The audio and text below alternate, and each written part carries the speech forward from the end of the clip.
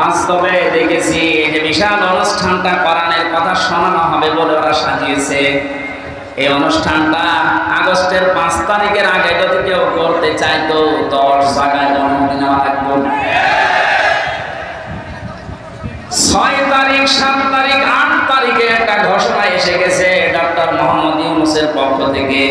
অন্যান্য ধর্মের মানুষেরা যেভাবে তাদের ধর্মীয় অনুষ্ঠান পালন করে, এদেশে মুসলমানেরা কোরআন প্রচার করবে, কোনো মহারতির অনুমতির প্রয়োজন আর নেই। এটা নিয়ামত না? কত বড় নিয়ামত আপনি জানেন? কয়েকদিন আগে বাংলাদেশ জামাত ইসলামী কুষ্টিয়া জেলা শাখার উদ্যোগে ওরা কুষ্টিয়া জেলার প্রায় 550 আলেমকে দাওয়াত দিয়েছিল একটা সেমিনারে। সব ধর্মের আলেমরা ছিল। 3.5 ঘন্টা থেকে 4 ঘন্টা সেখানে আলোচনা করেছে কোরআনের উপরে, হাদিসের উপরে। আপনি একটু ভাবেন তো, এটা যে 550 আলেম এক জায়গায়, আগস্টের 5 তারিখের আগে এত মানুষ না, 5 জন আলেম এক জায়গায় বলে 10টা মামলা হয়ে যেত। এত বড় নিয়ামত আল্লাহ যাদের মাধ্যমে দিলেন। এই শহীদ আবু সাঈদ, শহীদ মুক্তার সহ, রায়হান সহ, ইয়ামিন সহ যারাই হাজারের উপরে শহীদ হয়েছে, আল্লাহ তাদের শাহাদাতের সর্বোচ্চ মাকাম যেন পৌঁছিয়ে দেন, বলেন আমিন। আমরা স্বীকার করছি যে মুক্ত জীবন এটা নিয়ামত, কিন্তু এদেশের ওই যে 20% এখনো পর্যন্ত স্বীকার করছে না। গতকালকের একটা ভিডিও, সে এখনো পর্যন্ত জালেমের সাফাই গাচ্ছে যে না, মানে কি কিছু করেনি দেশের জন্য। একটা রাস্তা বানাতে যদি 2 কোটি টাকা খরচ হয়, 3 বার বাসে করে 9 কোটি টাকা খরচ করেছে। 2 কোটি খরচ করে 7 কোটি আল্লাহর রাস্তায় নিয়ে চলে গেছে। আল্লাহর রাস্তায় নিয়ে গেছে বললাম কেন? ওই দরবেশের কারণে। দরবেশ কত টাকা আত্মসাৎ করেছে দেখেছেন? 36,000 কোটি। আপনি জীবনে যদি গণনা করে তো জীবন শেষ হয়ে যাবে। দরবেশের যদি এই হাল হয়, যেগুলো ধরবেশ, ওগুলোর অবস্থা কি? আমার মনে হয় পালিয়ে যারা গেছে এদের টাকা পয়সাগুলো ডক্টর ইউনূস ঘোষণা দিয়েছে, এগুলো সব ফিরিয়ে আনা হবে।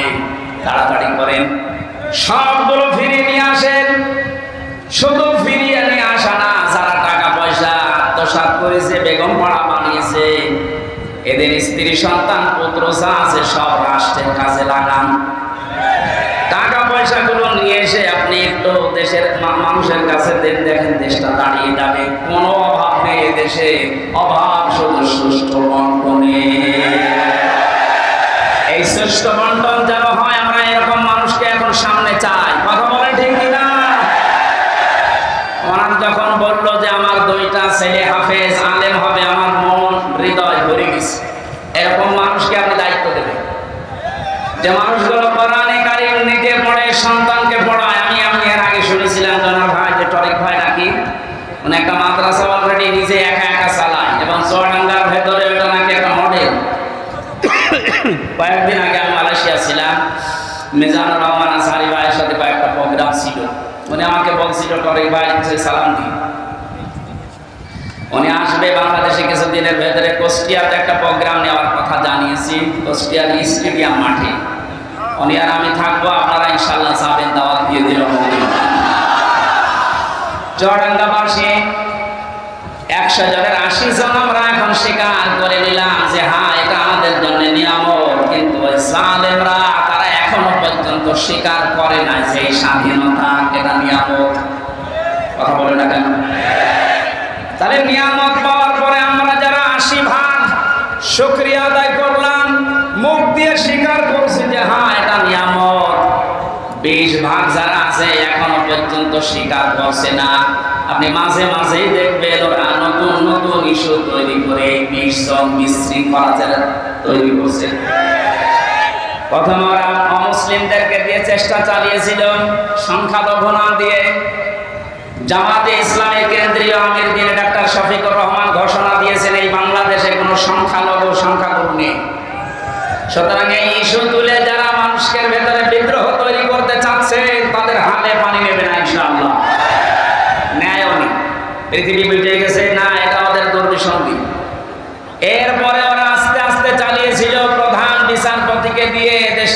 রাজনীতি করতে, ছাত্রদের সামনে ধরা পড়ে গেছে। এরপর যখন পারে নাই, চেষ্টা চালিয়েছে আনসার দিয়ে। কিসের আনসার? 42,000 আনসার নিয়োগ হয়েছে এই দেশে, এই 9 সাল থেকে শুরু করে 24 সাল পর্যন্ত। তার 32,000 সবগুলো গোপালগঞ্জে। 42,000-এর 32,000 যদি গোপালগঞ্জের হয়, বাকি 63 জেলার মানুষ আমরা ঘাস কাটছি। দুর্নীতির কোন জায়গায় পৌঁছিয়েছিল আপনি চিন্তা করেন? এই দেশের জাতীয় মসজিদের ইমাম পর্যন্ত পালিয়ে গেছে। ইমাম সাহেবও যদি পালিয়ে যায়, আর কোন জায়গা বাকি আছে বলে আপনার মনে হচ্ছে? কোন জায়গা ফাঁকা নেই, সব জায়গা ওগুলো একেবারে পরিপূর্ণ হয়ে গেছে। আল্লাহ কোরআন জানিয়েছেন লিয়াজদাদু ইসমা, আল্লাহ ওদের পাপ এমন ভাবে পরিপূর্ণ করে দিয়েছে যে জায়গা যখন আর খালি নেই, ওয়ালাহুম আযাবুম মুহিন, তখন ওদের অপমানজনক শাস্তি ঢেলে দিয়েছে। এর বাস্তব প্রমাণ এই কালামানি, ওর বিসি পর্যন্ত উড়িয়ে দিয়েছে। বলেন আর কি বাকি থাকে? এটা বিচারপতি, তাও সুপ্রিম কোর্টের। এত বড় শয়তান ছিল, ওর কথা বললে শুধু মুসলমানদের, ইসলামের আর কোরআনের।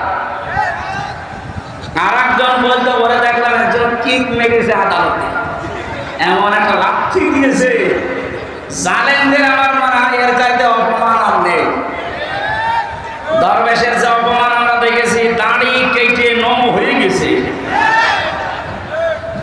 প্রথমে যে শয়তানকে ধরেছিল, শয়তান বলছে আমার একা নেবেন, মানে ওই যে দরবেশ। দরবেশ কোনটা? ওই যে সালমানের কথা। আপনি চিন্তা করেন কোথায় নামিয়েছে অপমানের, আর কোন জায়গায় এই দেশে জালেমদের বাকি নেই। কথা বলেন ঠিক কিনা? এ ধরা ধরেছে কে? বেশিরভাগ মানুষ এখনো স্বীকার করেন না আপনারা। এই জন্য নতুন নতুন করে আপনারা তৈরি করছে।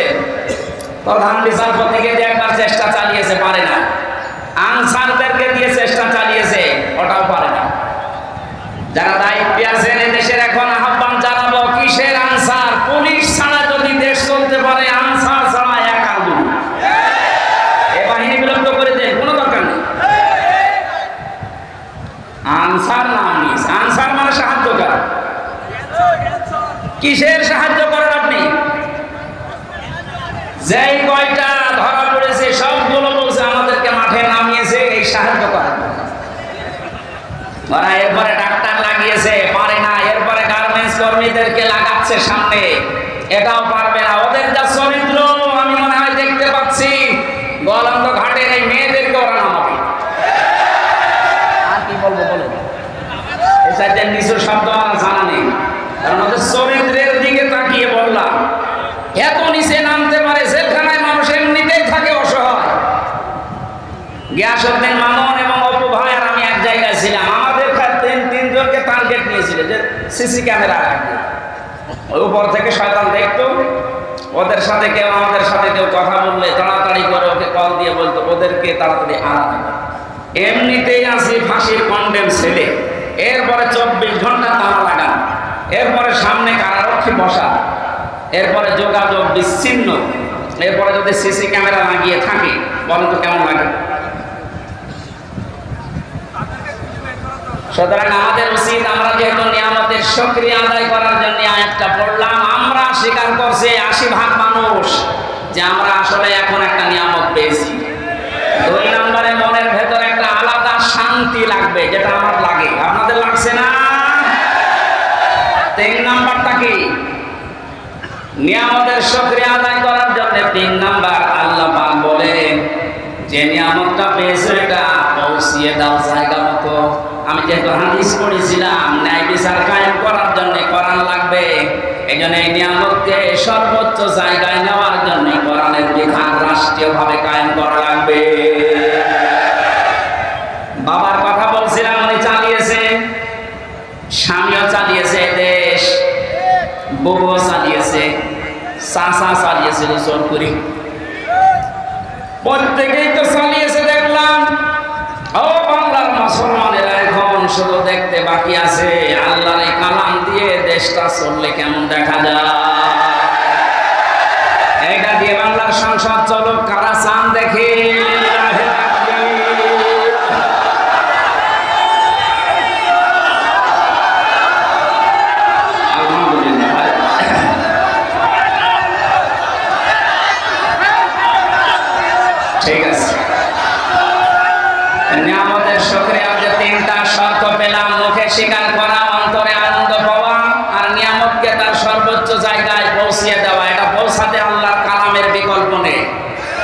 জন্য ন্যায় বিচার যদি আমরা এখন দেখতে চাই, বিচার ব্যবস্থা লাগবে কিসের? আরো জোরে বলেন। আমান আমিলা বিহি উজিরা, যারা গ্রামার বসে কোন মানুষ যদি আমল করে কোরআন কেন্দ্রিক, আল্লাহ পাক নিজে তাকে এই আমলের জন্য পুরস্কার হাতে করে দেবেন। আমান দাআ ইলাইহি হাদা, কোন মানুষ যদি কোরআনের দিকে ডাকে, আল্লাহ নিজে তাকে হেদায়েতের উপরে রাখে। ফাকাদ হুদিয়া ইলা সিরাতিল মুস্তাকিম। রব্বুল আলামিন বলেন, তুমি যদি কোরআনের ডাকে সাড়া দিতে পারো, সবকিছু ফেলে দিয়ে আল্লাহ তোমাকেও জান্নাতের পথ সিরাতুল মুস্তাকিম নসিব করে দেবে। বলেন আমিন। দরুদ আর সালাম পাঠ করার মাধ্যমে আজকের তেলাওয়াতকৃত আয়াত সূরা হিজর 43 44 দুইটা আয়াত পড়েছি আমি এক আয়াত বা হাফ আয়াত পড়ি তাফসীর মাহফিল। আজকে দুইটা পড়েছি, একটু বেশি সময় কথা বলবো, থাকবেন তো নাকি?